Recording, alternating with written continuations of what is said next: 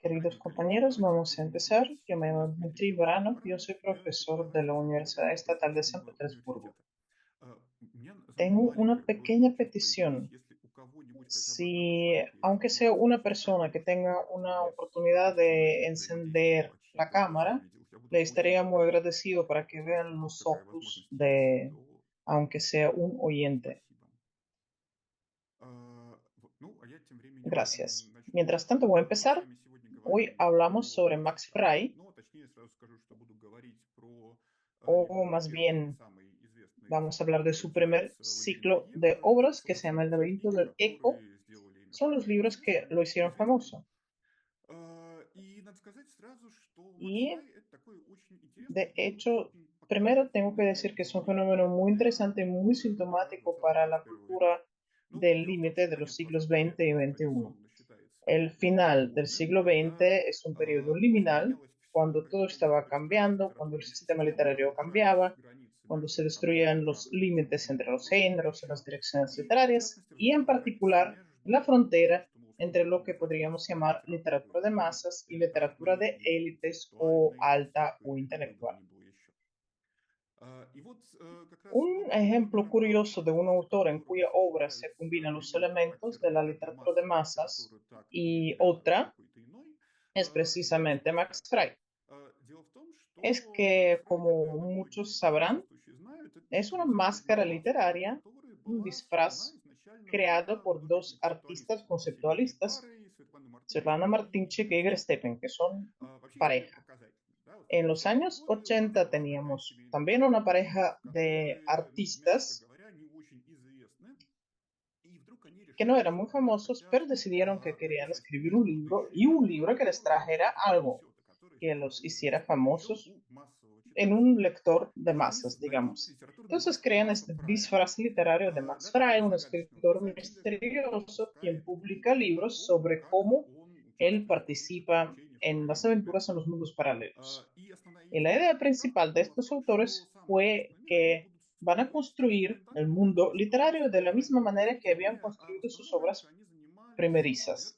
Por ejemplo, hacían exposiciones de plastilina, creaban mundos mágicos y hacían exposiciones basadas en la mitología creada por ellos mismos. Entonces decidieron que si sabían crear mundos mágicos, mundos paralelos, ¿por qué no iban a escribir un libro también sobre un mundo mágico? Y en 1996, con este seudónimo, publicaron el primer libro que se llamaba El laberinto. De hecho, ahora voy a enseñarles la portada. De antemano voy a decir que no tengo muchas imágenes, solamente unas cositas. Así fue la primera portada bastante loca.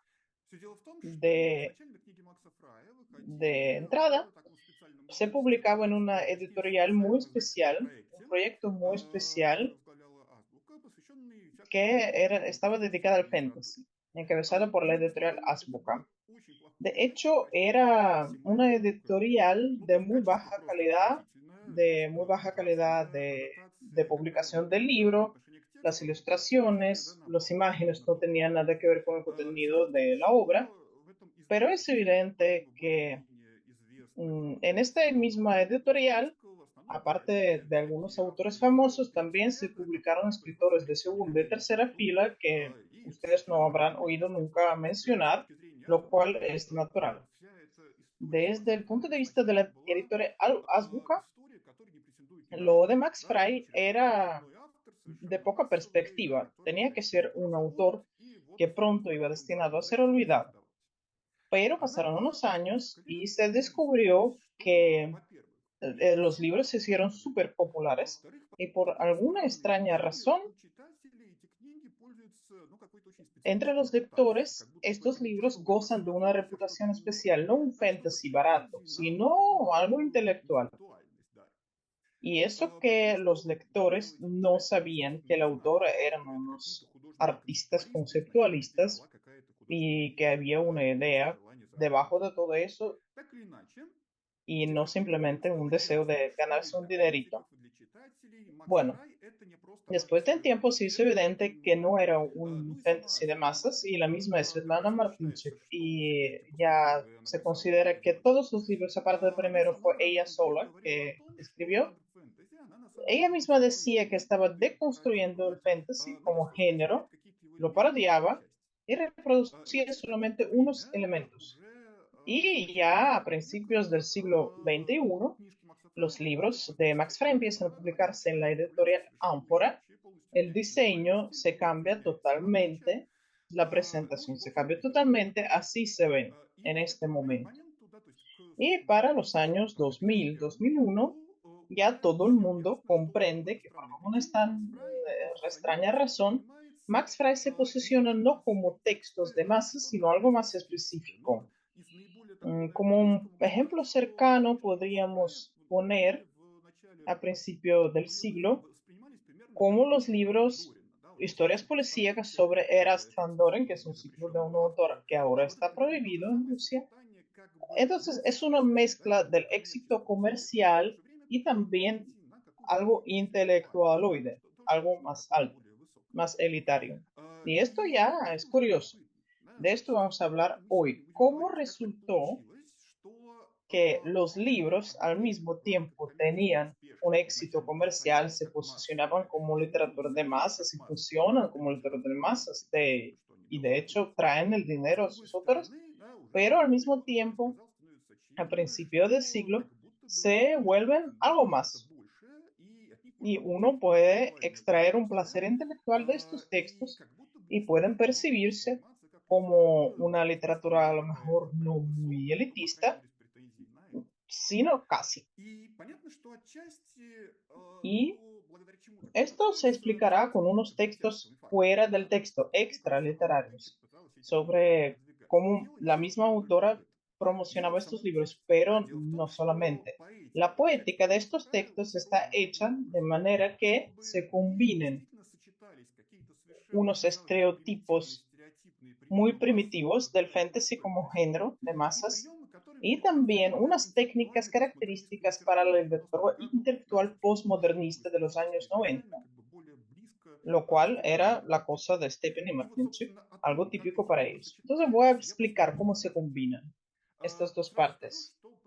Los elementos estereotipados va a ser un tema que tocaré breve. Yo creo que es evidente y si ustedes han leído a Max Frey ya lo entienden sin mí.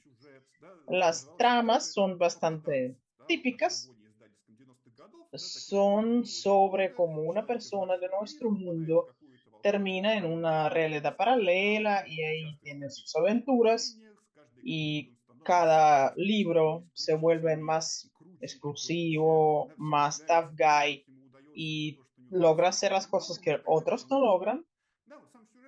Es de este tipo la trama de los primeros libros de Mafray. Un desgraciado de nuestro mundo entra en una realidad paralela, entra a trabajar en una organización misteriosa de detectives, se vuelve un mago talentoso, todo el mundo le cae bien, etcétera, etcétera. Bueno, un estereotipo sobre otro. Pero el mundo mágico que se nos muestra en estos libros está muy elaborado. Tiene muchísimos detalles interesantes que siempre nos son recordados. Tenemos la impresión de que es un mundo vivo y todo dentro de este texto existe por el lector y para el lector. Hay insinuaciones de que fuera de este mundo también hay cosas interesantes, pero todavía no sabemos por qué el personaje todavía no lo ha tocado. Hay técnicas que se usan en la ciencia ficción y el fantasy para crear la ilusión de la independencia de este mundo. Por ejemplo, cuando un personaje se aprende a sacar las cosas de la nada, primero solamente saca paraguas rotas. Y con esto se explica el hecho de que en nuestro mundo todo el mundo pierde las paraguas. Es porque los magos sacan estas paraguas para el mundo paralelo. Son cosas bastante frecuentes, técnicas bastante frecuentes para construir un mundo literario. Pero en realidad, lo que llama más la atención no es eso. Hay muchos textos de ciencia ficción y fantasy así. Lo que llama la atención y lo que los lectores percibieron de entrada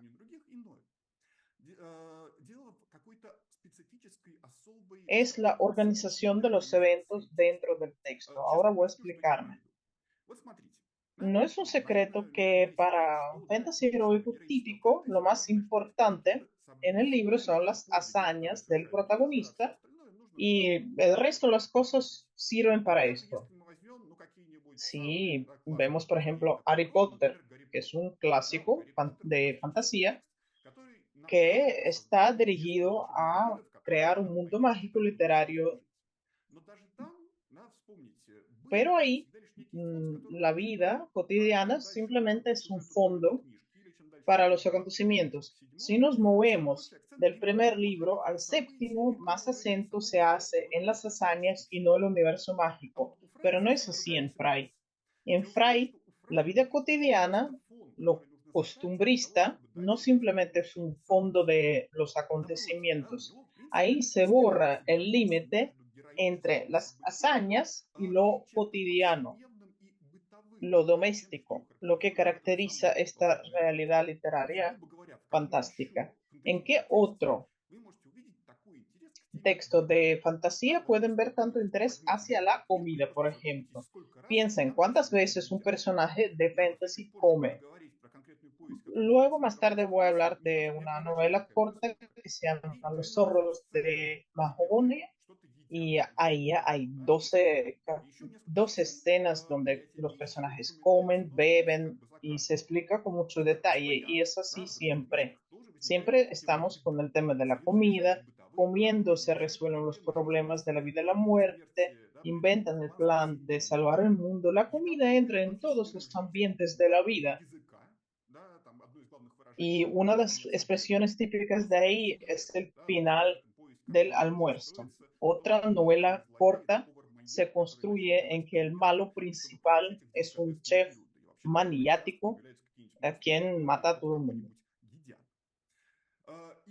Y lo heroico no puede separarse del tema de amor, por ejemplo, porque en la mayoría de los libros la novia del protagonista es una tabernera. De hecho, por tanto, la línea del amor no puede separarse de la comida. Y el comer y otras cosas de la vida cotidiana están incrustados en lo heroico. Un simple ejemplo, en una de las novelas se menciona que unos compañeros del protagonista investiga el caso del llamado monstruo del váter, del baño, y ataca a las personas cuando se sienten sobre todo protegidas psicológicamente y resulta que es cuando están sobre un váter en el baño de su casa. Entonces los temas del lavabo, de la comida, que son bajas, que no son literarias, que no son heroicas, que no tienen que entrar en el fantasy heroico, está presente constantemente y entendemos por qué. No es para impresionar, impactar o jugar con las teorías de Bakhtin. No, lo mismo que en este ejemplo que una persona se siente protegida cuando está en el baño de su casa, es que una persona mientras está comiendo está en su ambiente más natural. Y esta es la diferencia de los libros de Max Frey y un fantasy estándar. Sí, en lo estándar todo se concentra en los eventos. Los libros de Max Frey se concentran en el ambiente. Constantemente los personajes comen, hablan de la comida. Hay muchísimos diálogos que no tienen nada que ver con la trama, están llenos simplemente de chistes, de bromas, unas charlas. Y se mencionan siempre el amor que siente el protagonista hacia los paseos por la ciudad. Y en vez de concentrarse en el acontecimiento al que llega toda la trama, Max Frey crea una unidad inseparable de las hazañas que están incrustadas en la vida cotidiana, con la comida, con el bromeo, que las cosas que no tienen nada que ver con el argumento. Y no podemos extraerlas. Y si vemos las críticas de los propios lectores, veremos que lo que atrae a los lectores es el ambiente especial de estos libros, es el hecho de que puedan sumergirse en un mundo donde les gustaría vivir y no en la trama de aventuras. Todo esto lo que estoy diciendo es algo que tiene que llamar la atención de cualquier lector, aunque no haya reflexionado sobre esto. Y si cuenta con algún fantasy tradicional, va a sentir que es algo raro, no es la misma cosa. Pero el cambio de acento de los eventos hacia el ambiente no hace automáticamente que un texto sea intelectual. Simplemente insinúa que aquí a lo mejor todo no es tan sencillo. Aquí tenemos a dos artistas de conceptualismo que saben cómo crear mundos literarios de ficción basados en el juego con nuestra mitología y nuestra historia. Introducen en el texto los elementos de la poética postmodernista que exigen una lectura intelectual. Es que el primer ciclo de las novelas de Max Frei es un largo juego con los lectores. Y el lector puede percibir, puede darse cuenta de los textos están unidos a diferentes niveles de motivos, de lenguaje, de la trama como tal. Un lector atento puede darse cuenta de que muchas veces alguna frase que parece casual de repente se materializa en el mundo del texto, a lo mejor en la misma novela, a lo mejor en la siguiente, a lo mejor dentro de varias. De una manera u otra, tenemos muchas situaciones cuando una frase, un tropo, un fraseologismo, alguna frasecita que parece innecesaria, se materializa, se actualiza y cambia la trama. Y esto sigue a lo largo de 7 novelas, 7 libros o 26 novelas dentro de ellas. Y cuanto más avanza el siglo, es más evidente el tema de la materialización de la palabra y termina en los cambios, los giros de la trama. Y un lector atento puede haber adivinado estos cambios desde hace mucho tiempo. Este juego que vea como un lector ideal, un lector atento, voy a explicarlo. ¿A qué me refiero por la materialización de la palabra? Vamos a ver un ejemplo de un texto en concreto. Una de las primeras novelas que se llama Los zorros de Mahogany. Voy a describir un poquito la trama para que veamos qué pasa ahí. Tenemos este mundo mágico con la ciudad mágica Yeha, donde vive el protagonista, que es detective, investiga casos mágicos y sabe, en algún momento se entera de que hay un bosque ahí cerca y hace mucho había una banda y esa banda se llamaba Los Zorros de Mahonia, el bosque de Mahonia. Y de repente surgen otros bandidos y la sospecha es que estos bandidos imitan a los zorros de antes, de antaño. Pero aquí en el chat hay un comentario, pero el autor de la charla no está de acuerdo con los detalles. Perdón, el chat me ha distraído. Que estaba diciendo yo, aparecen otra vez los bandidos que imitan a los zorros de antaño.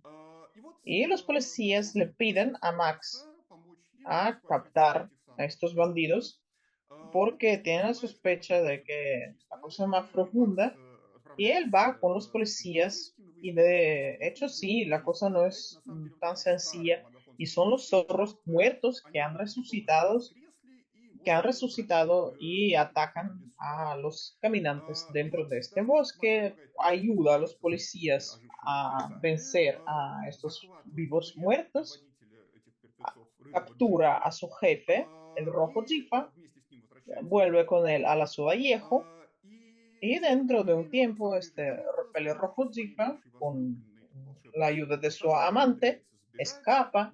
Max con sus compañeros lo persigue. En la batalla final casi le cortan la cabeza, pero al final el bien triunfa y los bandidos perecen. Vamos a ver un poquito cómo está hecha esta novela. Lo primero que tenemos que tener en cuenta es el idioma. En general, para el estilo de Max Fry es muy característica la tendencia de realizar, de desarrollar los tropos y los fraseologismos. Es algo típico para él. Todos los personajes lo hacen. Cuando hay alguna frase, por ejemplo, de que un gato hipotético que ha pasado entre nosotros ha aparecido. Bueno, usando algún fraseologismo y sacándole el sentido literal para hacerlo cómico. Es algo típico de Max Fry. Es una particularidad del idioma y muchas veces se manifiesta en situaciones diferentes. Por ejemplo, en cuanto al título propio de la novela, Los zorros de la Mahonia, en general es una metáfora desarrollada que después funciona en todo el texto. Los bandidos que viven en el bosque, metafóricamente, son llamados así por los habitantes de la ciudad de Yejo, porque viven en algunos pasillos subterráneos que parecen madrigueras de los zorros. Ahí está la base de la metáfora. Y el narrador también habla de los túneles siempre como de madrigueras, usa esta palabra.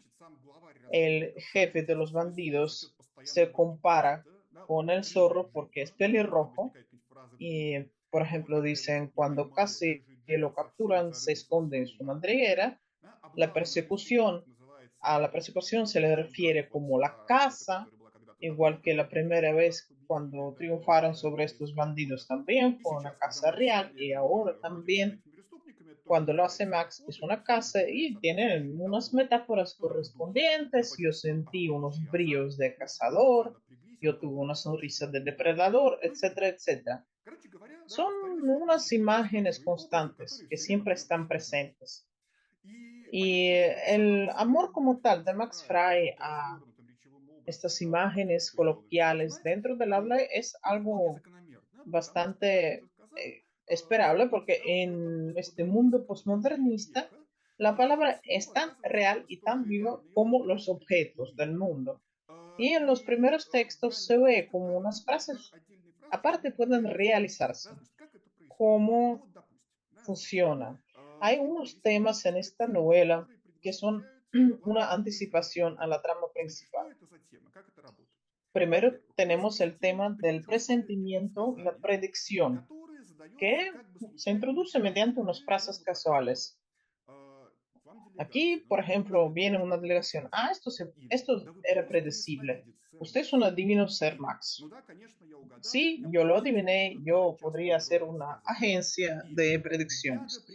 El desgraciado me tomó por un adivino. O sea, muchas veces a lo largo de la novela surgen estas frases del tipo, esto era predecible, usted es un adivino, y cosas así. Entonces, los presentimientos que surgen como unas frases casuales, en realidad no son casuales. En el sentido directo, los personajes tienen presentimientos y muchas veces hablan de estos presentimientos porque son los magos que de hecho pueden prever el futuro. El jefe del protagonista y unos compañeros de él dicen que tienen un presentimiento, hay que comportarse de manera correspondiente a este presentimiento. Eso es lo primero, el presentimiento. El segundo tema que siempre sale a la vista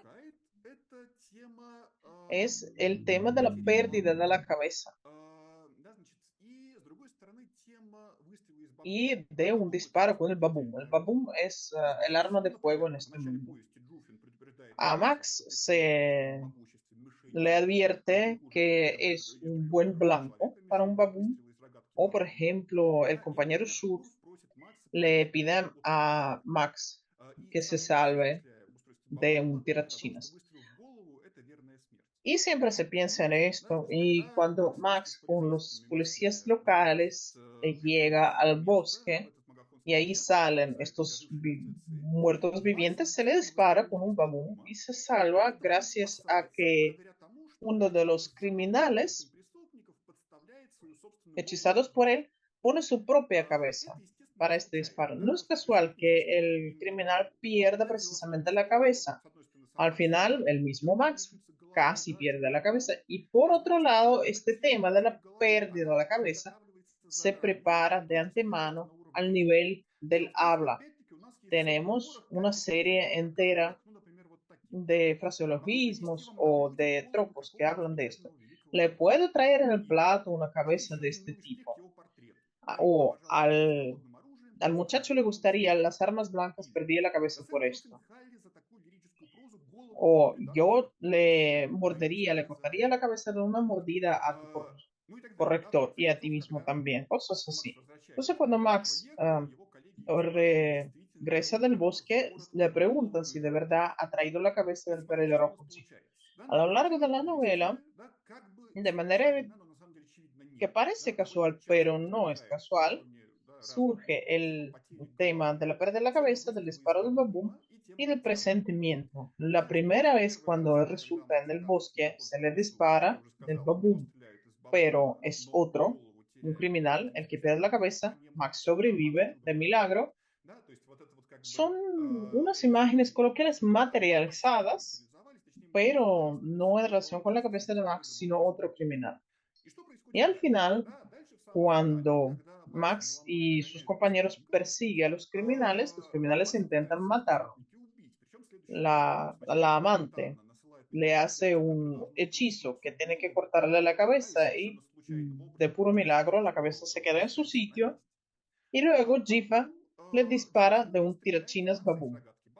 Y otra vez Max sobrevive porque puso en su bolsillo de la chaqueta una botellita de bálsamo en vez de café. Y es una realización de la palabra también. A lo largo de todo el texto, la botellita de este bálsamo es referida por Max como una salvación y siempre se refiere a él como algo que le salva la vida metafóricamente y ahora realmente, porque la bala cae en esta botellita. Entonces las frases estas casuales de perder la cabeza, de ser disparado por el babú, de todo lo que es presentido por los personajes en el texto, se realiza de manera práctica.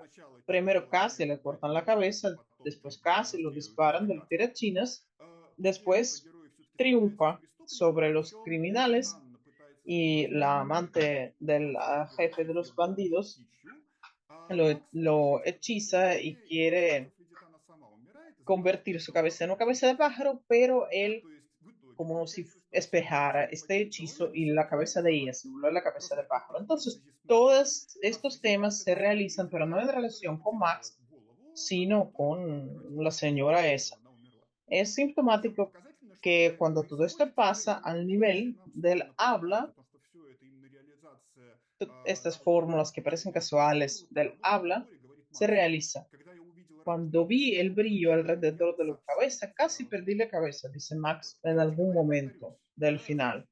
Voy a repetirlo otra vez.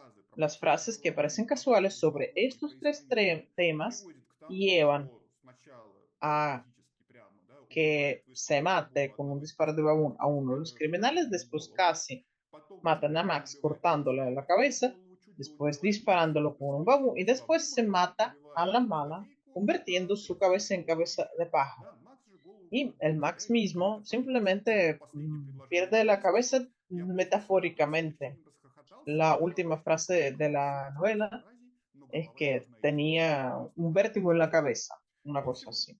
Toda esta novela, si lo vemos, se construye con el tema de la materialización de la palabra.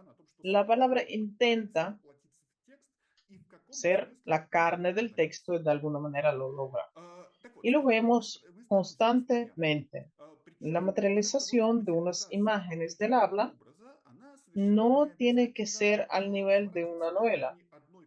A veces una frase que surge en una novela se da a entender varios libros después.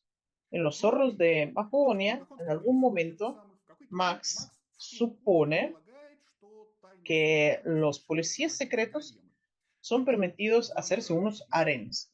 Ya en otra novela, otro personaje dice que ha llegado un harén para servir a Max. Y después Max, en otra novela, se vuelve el rey de los nómadas y de hecho sí que tiene un harén.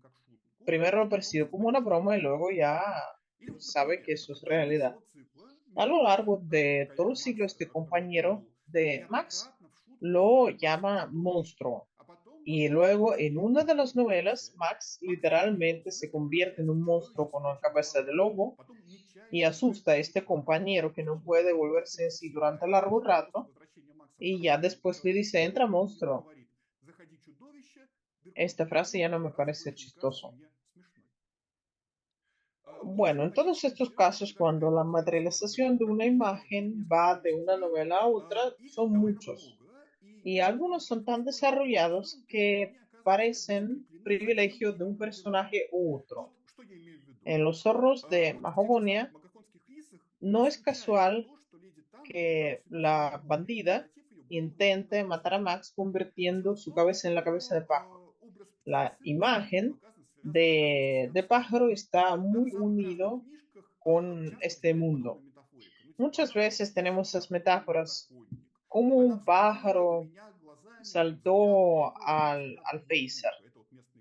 Sus ojos parecían los ojos de pájaro. A lo largo de varias novelas salen imágenes metafóricas de aves. Y luego en unas novelas tardías, unos personajes se convierten de hecho en pájaro. Hay otro caso de la materialización de la imagen que tiene que ver con la profesión de un personaje. Cuando Max conoce a sus compañeros, le presentan a una muchacha que es la maestra de la persecución. En cuanto piso una huella, dice ella, ya el corazón me dice que voy a capturar a uno. Y la maestra de la persecución es una persona que tiene capacidades mágicas. Ella puede encontrar la huella invisible de cualquier persona, aunque haya estado en un cuarto muchos días antes. Puede pisar esta huella invisible, seguirla poniendo sus pies de huella en huella y a lo largo de este proceso el perseguido se siente cada vez peor. Tiene problemas de corazón. Y en la novela sobre los zorros, Max también se vuelve el maestro de persecución y va por la huella del criminal, o sea, asume su trabajo, pero en algún momento deja de sentir la huella y ella le dice, tu cliente ha muerto, es lo que pasa. Y ella le explica, ¿y tú crees que yo estaba de broma cuando te dije, cuando ibas a pisar las huellas, el corazón iba a parar? No fue una metáfora, puedes creerme. Entonces, eso es explicable. El tema de jugar con las imágenes típicas del idioma está relacionado con muchos compañeros detectives de Max. Por ejemplo, la profesión del ser dominórico es una persona que huele. Y ahí hay un juego. Los detectives son las personas que husmean, pero este es el que huele porque literalmente puedes sentir los olores de las personas o los objetos aunque ya no estén presentes. El otro personaje, Serkofa, que también es detective y también se especializa en buscar a los criminales, pronuncia una frase, por ejemplo, y ahora las piedras me levantaron de la mesa y me llevaron a la calle. Pero no es simplemente un fraseologismo, es la ilustración de sus capacidades mágicas. Y el mismo Kofa lo comenta así. Si pienso en algo más de algunos minutos, mis piernas me llevan a donde yo pueda encontrar el protagonista de todo esto. No es una metáfora, hijo, es un pequeño talento mío, uno de los más provechosos. Una de los personajes que es amada de Max en algunos libros dice, ahí espejeó mi sonrisa y luego resulta que ella no es humana, sino un ser mágico que se vuelve en el espejo de su interlocutor cuando están a solas. Bueno, esta materialización de las imágenes se vuelve muy presente si leemos el texto con atención. En algunos casos, no puede sino llamar atención. Aparte de estos complejos desarrollados que tienen que ver con un personaje u otro, tenemos muchos casos aparte de la materialización de la imagen. Cuando se bromea, por ejemplo, aquella señora de su mesa no es de su equipo, me mira de soslayo de manera hostil. Y después, de hecho, resulta que no es una señora, sino un ser el sarcófago disfrazado.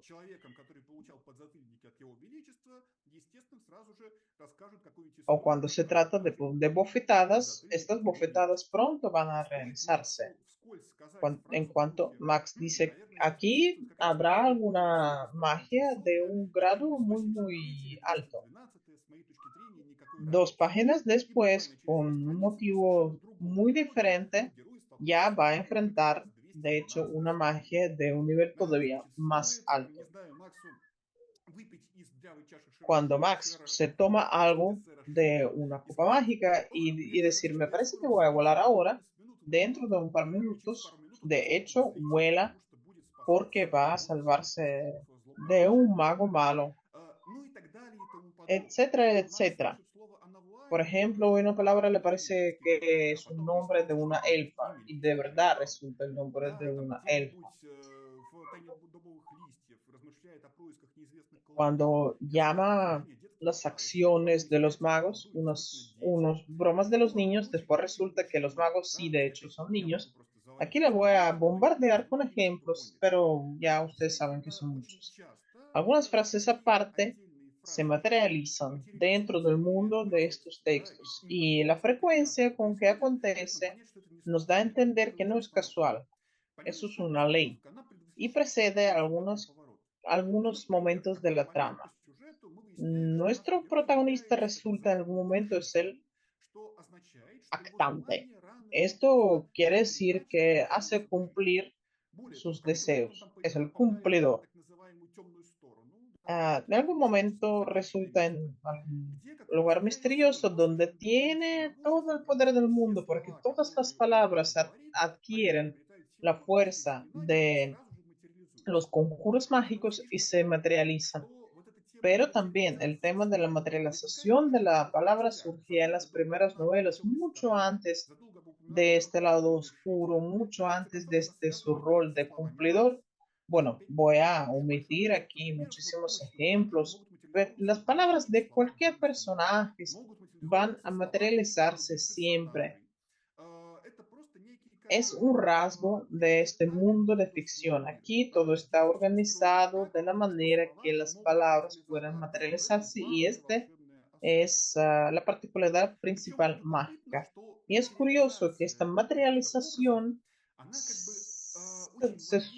se salga de manera muy lógica del estilo de autor, sea su continuación. Voy a poner un ejemplo. Mm, Muchas veces en el texto hay situaciones cuando enfrentamos una lacuna comunicativa en la interacción entre Max y sus compañeros, porque ellos no entienden las frases específicas de un personaje que es de nuestro mundo. Max le dice, me casaron sin mi permiso. y lo ven como una frase literal cuando en realidad es un fraseologismo ruso. O en algún momento dice que me va a dar un patatús, entonces lo pregunta quién es un patatús. Las cosas se pusieron color de hormiga, le preguntan qué hormiga. Entonces son fallos comunicativos y pueden de manera fácil llevar a la realización de una fórmula coloquial en el mundo de ficción. En algún momento, una personaje le pregunta, le pide un consejo a Max, ¿cómo puede gustarle al que le gusta? Y le dice, pues simplemente dale muela. Después está en el restaurante y empieza, de hecho, a enseñarle las muelas, porque no entiende que simplemente es un fraseologismo, lo materializa. O Max, durante una batalla, le, le, le dice, mójalo, que es un fraseologismo ruso para decir mátalo. Y otro que es mago, de hecho, provoca la lluvia para mojar todo el campo de la batalla, etcétera, etcétera. La idea es que toda la estructura idiomática de una obra donde hay muchísimos fraseologismos se convierte en el ambiente material del mundo de ficción. O sea, el mundo todo está construido en estas infinitas materializaciones y la palabra es igual a la realidad. Es una idea postmodernista que aquí adquiere un matiz de fantasy. Bueno, ya lo tenemos asumido. Y el tema de la materialización infinita de las imágenes verbales precede unos cambios de la trama dentro de este siglo y organiza el sistema de los motivos. ¿A qué me refiero? En relación con estas materializaciones surgen dos motivos constantes que ya están en las primeras novelas, pero se vuelven más evidentes a lo largo del desarrollo del siglo. El primer motivo es la naturaleza inhumana del protagonista. O sea, Max no es humano. Y la segunda idea es que el libro es igual, es equivalente de la vida. Y dos de estas ideas están siempre presentes en todos los libros. Primero, se dan al nivel de frases casuales. Por ejemplo, el tema de la comparación del libro y la vida. Por ejemplo, dicen, es desagradable, pero la trama que tiene que desarrollar, a lo mejor vamos a saber algo interesante, refiriéndose a la persecución de un criminal. Y así, de manera inesperada, iba a finalizarse esta historia. ¿Qué historia? La historia de mi vida, tonto. No hemos coincidido con este. Es un personaje, es todo un personaje. O sea, las palabras del tipo personaje, historia, trama, un final inesperado, cosas así, siempre surgen a nivel de metáfora que usa Max otros personajes sobre sus vidas, la historia de mi vida, las páginas de mi vida, etcétera, etcétera. No dan unas metáforas constantes. Por ejemplo, a un amigo de Max se le da el apodo el tomo noveno, porque su padre ha escrito 8 tomos de la enciclopedia y después ha tenido un hijo. A diferentes niveles se compara la vida humana y el libro, bueno, una obra literaria en general. El segundo tema es, como ya he mencionado, es la duda de la naturaleza humana de Max. Y también, primero está en las bromas, en los chistes, sus las frasecitas del tipo, en general, ¿estás seguro de que eres humano? Tus pobres padres en cuya existencia poca gente cree. Oh, Max dice, bueno, consideren que yo ya no quiero ir a mi casita a ver a mi mamá. ¿Y tú tienes mamá? Bueno, en algún momento la tuve. Ah, esto es muy increíble para mí. dice su interlocutor. En el habla del mismo Max existen las dudas de que sea humano. Bueno, has hecho para mí mucho más que una persona puede ser para otra. Y yo no soy persona, yo soy el cumplidor.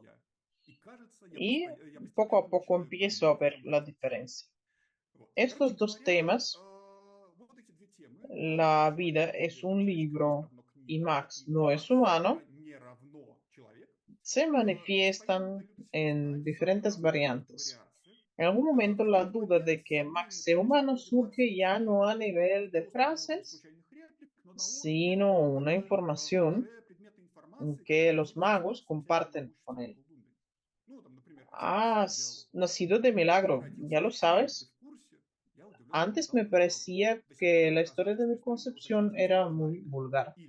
O, de hecho, nos parecemos mucho, dejamos de ser humanos. Y tú nunca has sido un humano. ¿Cómo eso? Así, dijo. Ser Max, los misterios ajenos no es mi hobby. Pronto vas a saber las cosas sobre ti mismo, muy pronto. Entonces sí, unos magos poderosos le dicen a Max que no es humano y nosotros como lectores podemos sospechar algo y constantemente están presentes las frases que parecen casuales, que también dicen lo mismo que Max no es humano. Entonces los temas estos, libro, vida, Max humano, inhumano, también se dan,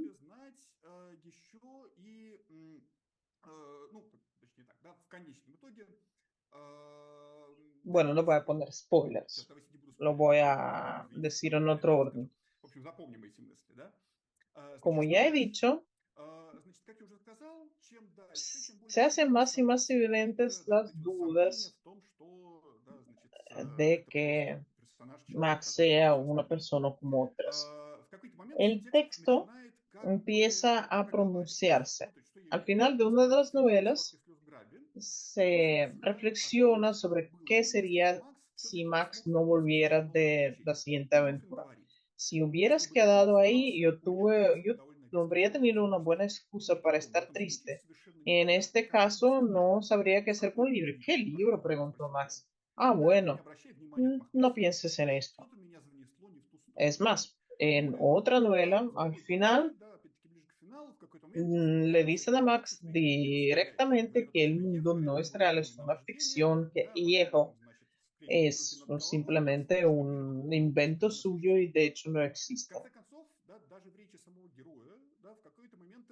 En el habla del protagonista hay dudas de que sea humano y las ideas de que su vida sea un libro.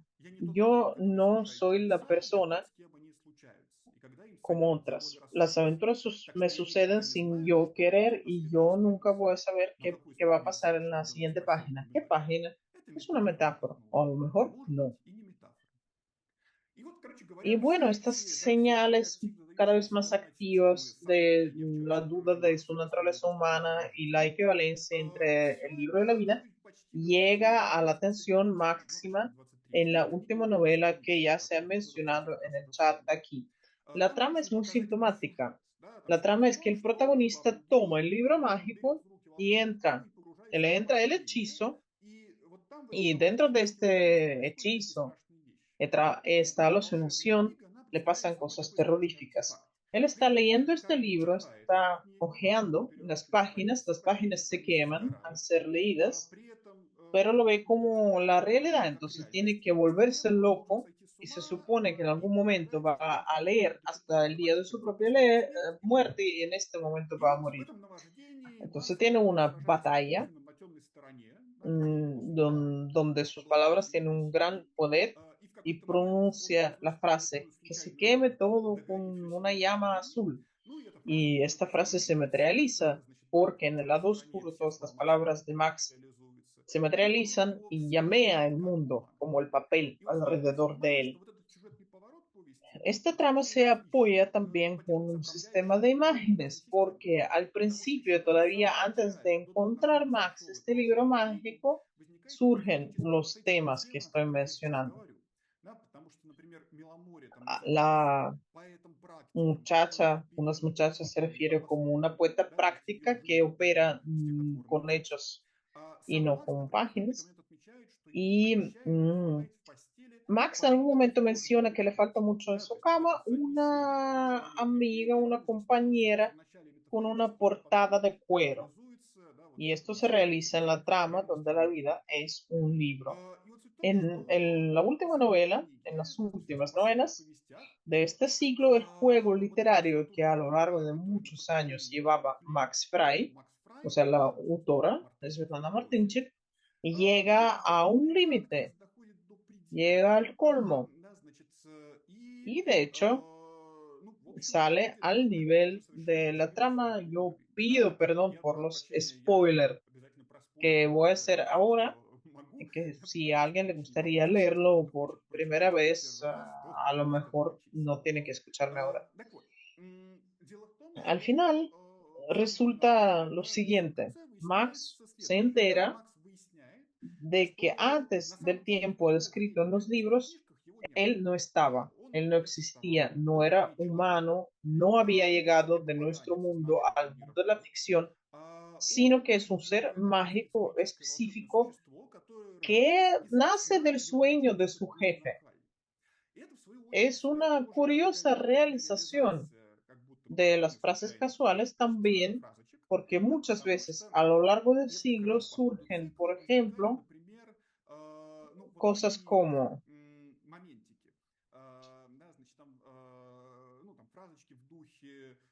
y aquí hice esto, hice lo mismo, y su jefe lo ve como un pintor apasionado, como ve su creación, con mucho orgullo, como un escritor, está orgulloso por su libro. Ya habíamos tenido estas frases que metafóricamente Max es creado por su jefe, Tufin, y luego nos enteramos de que no es una metáfora, es realidad. Lo creó con su sueño. El mundo, este viejo, muere y para salvar este mundo hace falta que algún ser muy poderoso, que es en este caso Max, tenga muchísimas ganas que exista este mundo, que siga existiendo. ¿Qué es lo que hace falta para esto? Hace falta que ame a este mundo, el ser poderoso ame a este mundo y luego resulte, por ejemplo, una cárcel para tener mucha nostalgia de este mundo. Y él, de hecho, se va a una cárcel mágica, la que es llamada en este siglo una ciudad calma, para pasar ahí mucho tiempo. Entonces va a estar nostálgico, y como Max es un ser súper poderoso y sus deseos tienen que cumplirse, mientras esté ahí en la cárcel y añorar que el mundo viejo existe, va a seguir existiendo. ¿Qué es lo que pasa al final del todo? El protagonista sale de la cárcel, pero en vez de volver al mundo de hijo, entra en nuestra realidad. En las últimas páginas se averigua de que él escribe todos estos libros con estas portadas locas de esta azbuca fantasy. Y gracias al hecho de que él escriba y publique estos libros, las personas normales, comunes de nuestro mundo, en donde de hecho están muchos cumplidores que no sospechan sus propias capacidades, gracias a que estos libros sean unos textos comercialmente exitosos y muchos lectores lo conozcan. De hecho, son los lectores que hacen que este mundo exista. Es por su cuenta que el mundo vieja exista, porque nosotros, los lectores que leemos los libros de Max Frei, garantizamos, según la lógica de este mundo mágico, garantizamos su propia existencia. Después, Max le dice que no había sospechado que la literatura tenga tanto poder, y ahora todos nos sentimos vivos dentro de este mundo de ficción. De hecho, resulta que todo este juego específico relacionados con que se materialicen las frases, las palabras, que haya motivos constantes, la duda de la naturaleza humana de Max, la equivalencia entre el libro de la vida. Todo esto se hace más obvio y más obvio y sale al nivel de la trama. Max, quien de hecho resulta que no es humano, llega a nuestra realidad, se convierte en una persona que publica los libros, según la lógica de este mundo. Estamos como dentro de la cinta de Moebius y resulta que las palabras que hemos leído es la realidad donde esta persona vive. Por tanto, esta idea popular postmodernista se realiza. La idea de que las palabras y la realidad equivalen, sean comparables, equiparables, es un lugar común del postmodernismo que puede encontrarse por doquier. Es un estereotipo del que no podemos escapar. Pero ahí la cosa es que el estereotipo no se percibe como algo ya usado, sobada, porque está dentro de esta cubierta del fantasy de masas, pero al mismo tiempo está esta estructura intelectual postmodernista y no todos los lectores son capaces de percibirlo.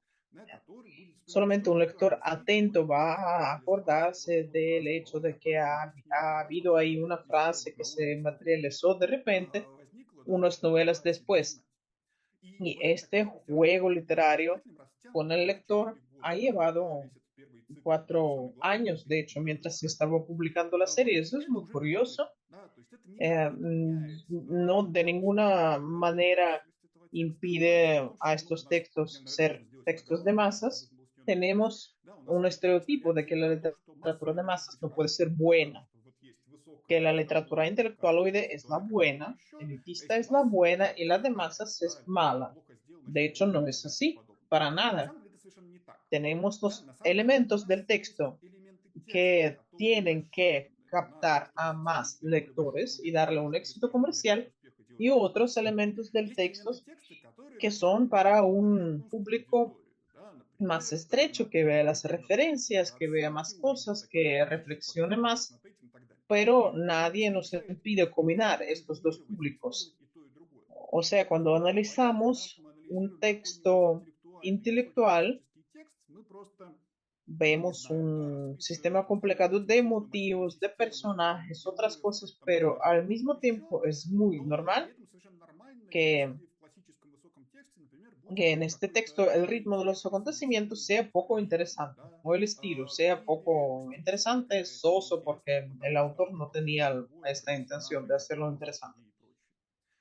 O al revés, una película de horror puede ser absolutamente absurda desde el punto de vista de su mensaje y a la vez ser muy interesante, ser organizado de manera muy interesante, por ejemplo, desde el punto de vista de cómo se hace suspense o mm, se combinan los elementos que le dan miedo a uno.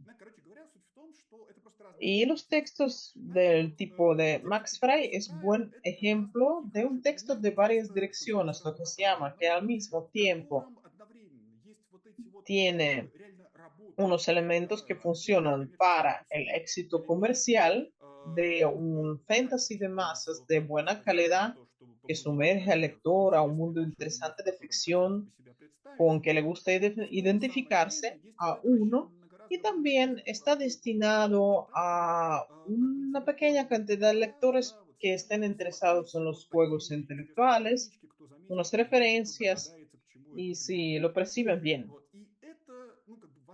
Muchas veces esta combinación de los elementos de texto de masas y textos de élites lo vemos en unas épocas transitorias que de hecho fue para nosotros el final del siglo XX. Tenemos a Max Frey, tenemos el autor prohibido que escribió sobre el detective Van Doren, tenemos al director Balabanov, y bueno, una serie de artistas que funcionan para la cultura de élite y también para la cultura de masas. Y es muy interesante precisamente cómo los elementos de lo masas y de lo élite se combinan en la misma obra. En Max Frey sucede porque él sabe encontrar el punto donde se unen la realidad de un mundo de ficción, de fantasy, y la realidad postmodernista, donde las palabras no sean simplemente palabras. Es muy curioso y eso es de hecho lo que yo quería explicarles hoy. Bueno,